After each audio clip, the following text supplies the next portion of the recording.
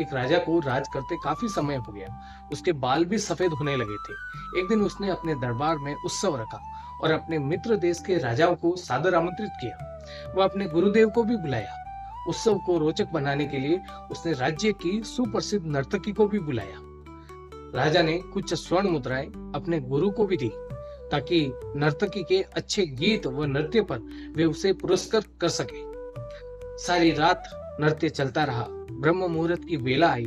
नर्तकी ने देखा कि उसके तबले वाला जो है वो नींद ले रहा है और तबले वाले को सावधान करना जरूरी है, वरना राजा कोई भी दंड दे सकता है। तो उसको जगाने के लिए नर्तकी ने एक दोहा पढ़ा।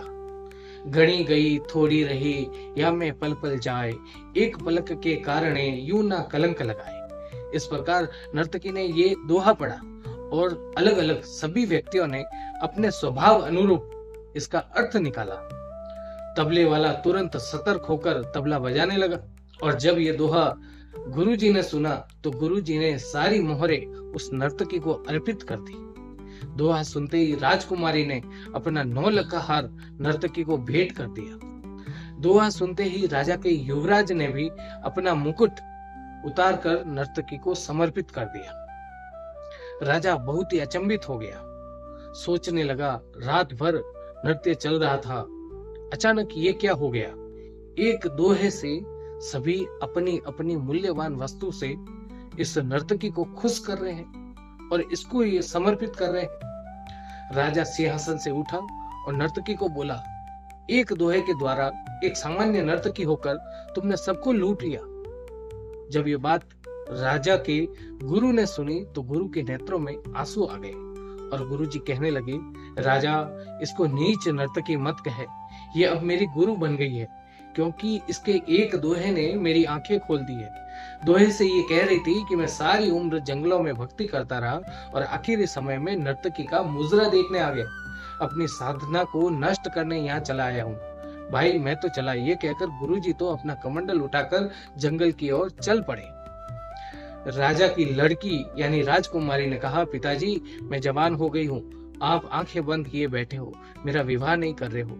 आज रात मैं महावत के साथ भागकर अपना जीवन बर्बाद करने वाली थी, लेकिन इस नर्तकी के दोहे ने मुझे बुद्धि दी कि जल्दबाजी न कर, हो सकता है तेरा विवाह कल ही हो जाए और क्यों अपने पिता को कलंकित करने में तुली हो।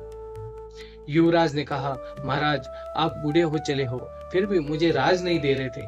मैं आज की रात आपको सिपाहियों द्वारा मारने वाला था, लेकिन इस दोहे ने मुझे समझाया कि पगले आज नहीं तो कल आखिर राज तुम्हें ही मिलने वाला है। क्यों अपने पिता के खून से अपने सिर पर कलंक मढ़ रहा है, थोड़ा धैर्य रख। जब ये बातें राजा ने सुनी तो राजा को भी आत्मज्ञान हुआ। राजा के मन में वैराग्य आ गया।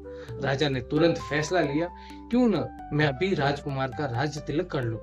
फिर क्या था, उसी समय राजा ने युवराज का राज तिलक किया और अपनी पुत्री को कहा कि पुत्री, दरबार में एक से बढ़कर एक राजकुमार आए हुए हैं, तुम अपनी इच्छा से किसी भी राजकुमार के गले में वरमाला डालकर उन्हें पति स्वरूप चुन सकती हो।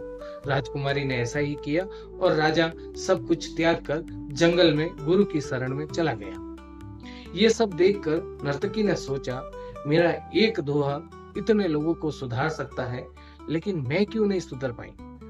उसी समय नर्तकी ने भी भगवान का नाम स्मरण करना शुरू किया। वैराग्य आ गया। उसने उसी समय निर्णय लिया कि आज से मैं अपना नृत्य बंद करती हूँ। हे प्रभु, मेरे पापों से मुझे क्षमा करे, बस आज से सिर्फ तेरे नाम का ही सुमिरन करूंगी। राधे राधे।